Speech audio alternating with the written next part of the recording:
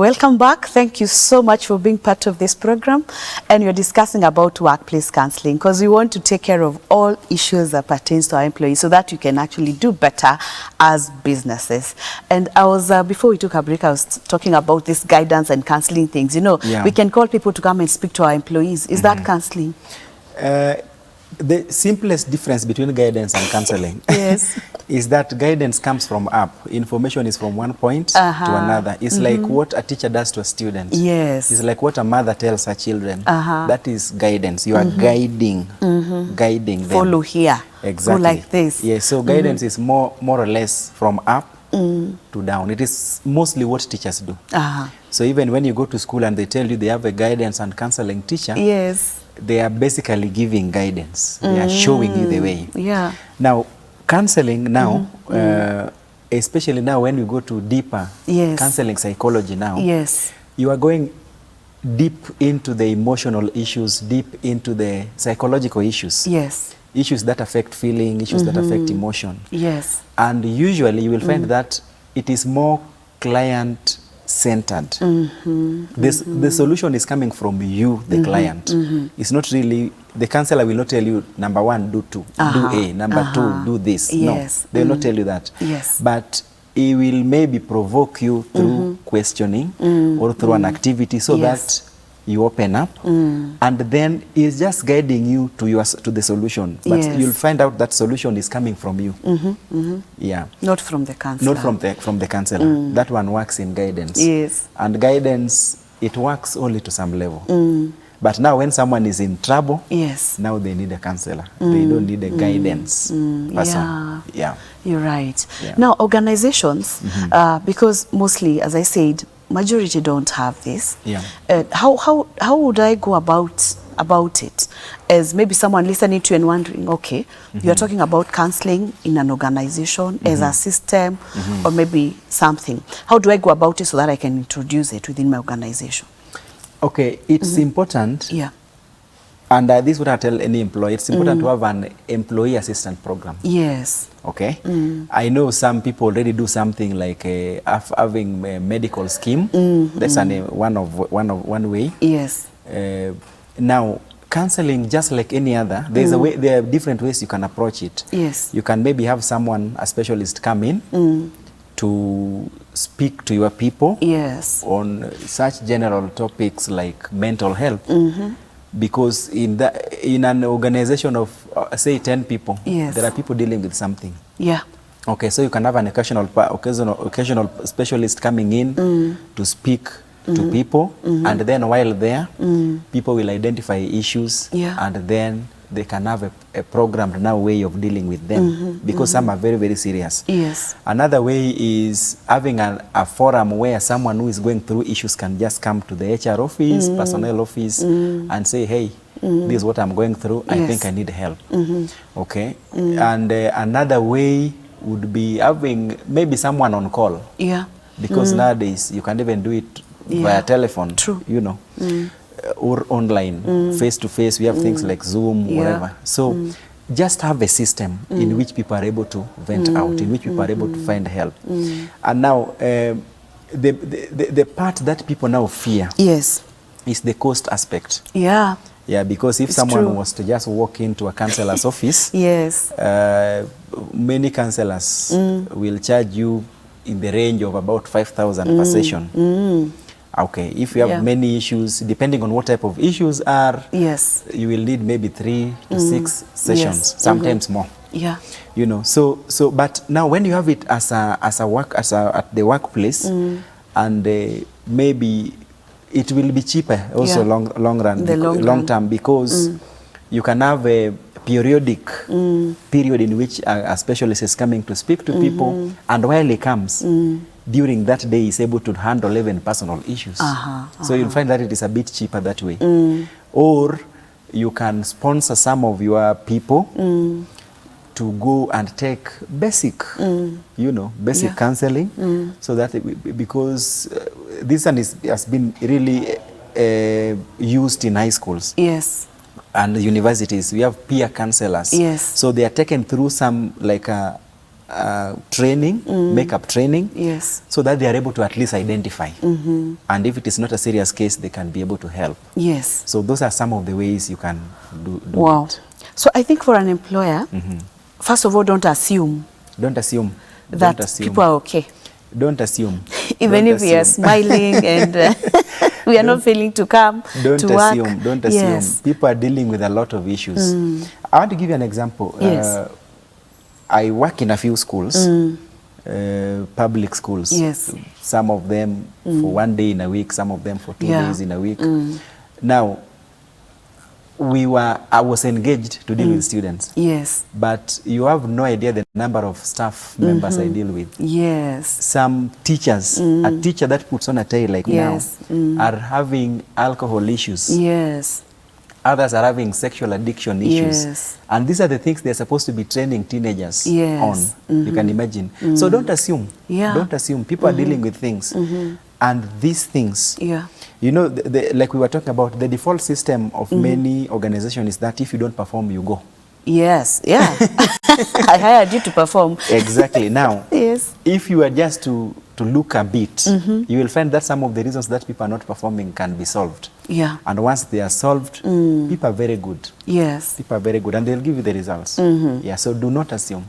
And I think you're right by that. And I'm thinking, when it comes to counseling, for me to be very comfortable, maybe I need someone I'm not very familiar with, especially at workplace.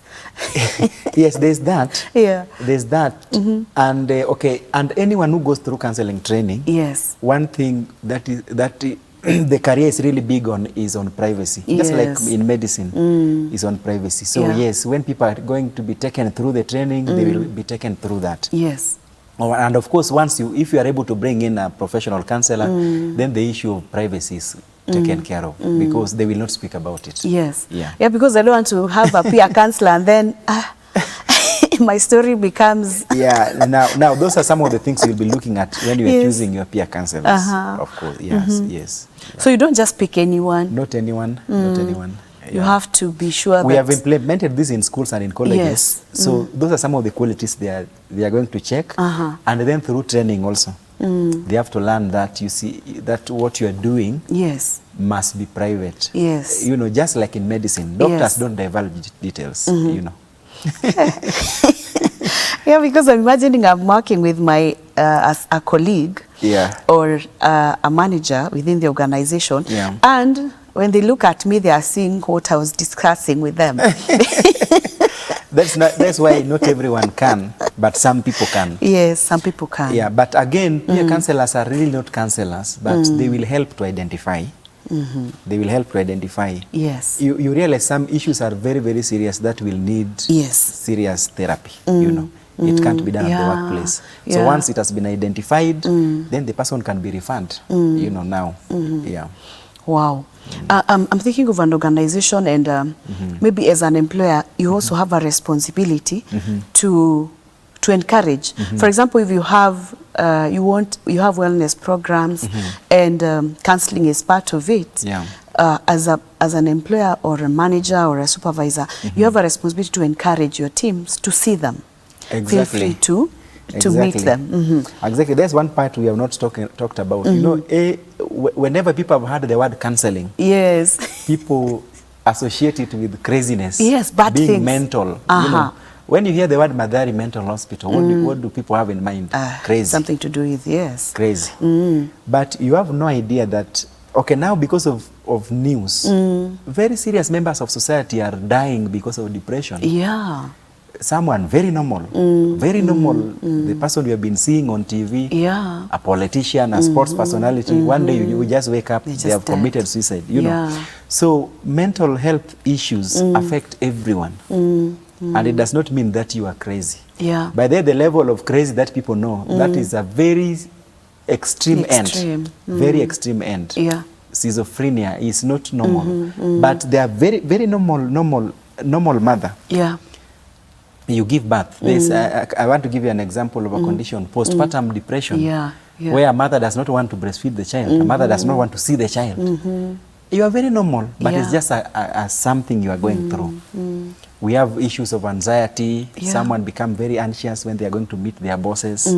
Yes. Someone become very anxious when they are going to meet a stranger, you know. Now, these things can be dealt with because when they are not dealt with, then they develop into very complicated things later on. There are issues people dealing with issues like anger. Yes. People dealing with issues of sleep. And we assume it's normal. People dealing with issues of eating. You are not eating, or you are overeating. You are not sleeping. You are oversleeping. You know, so such issues they affect all of us. Wow. So you better deal with it. Wow. Because I'm imagining anger. You know, sometimes we assume that is my nature. And maybe sometimes I seriously need a counselor. But by the way, it's nobody's nature to be angry. Yes. It's nobody's nature to oversleep or overeat or undereat or undersleep. It's a mental health issue. It's an emotional issue that can be dealt with. And like I was saying, people go through a lot. You know, you have issues in your marriage. I've given an example of a woman who has just given birth. You are just a normal human being, normal, but you have given birth. But I have an issue. And then you have an issue. You lost a relative, a very close relative, very close colleague. You lost your source of livelihood. You know, these are things that people are dealing with on a daily basis. Now, if it is going to affect your emotion, your feelings, it's definitely going to affect how you are going to do your work. You're right. Wow, that is amazing. And I think we need to embrace it as employers and also as employees, that it is not wrong to seek counsel. It is not wrong to see a counselor. It is not something for others. It's not it's for also sick for people. Me. Yes, it's not for sick people. It's for everyone. It's for everyone. I know our time is almost up. What should you tell employers who are yet to allow this to the organization? What I'll tell any employer is develop an employee assistance program.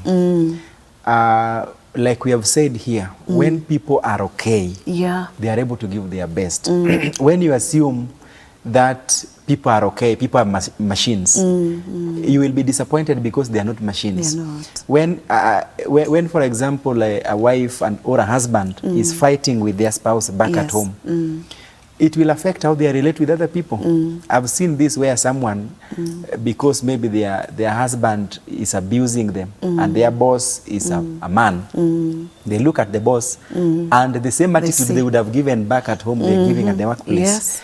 And you see, and some businesses, your employees are dealing with clients one-on-one. Now, anything not addressed will spill over.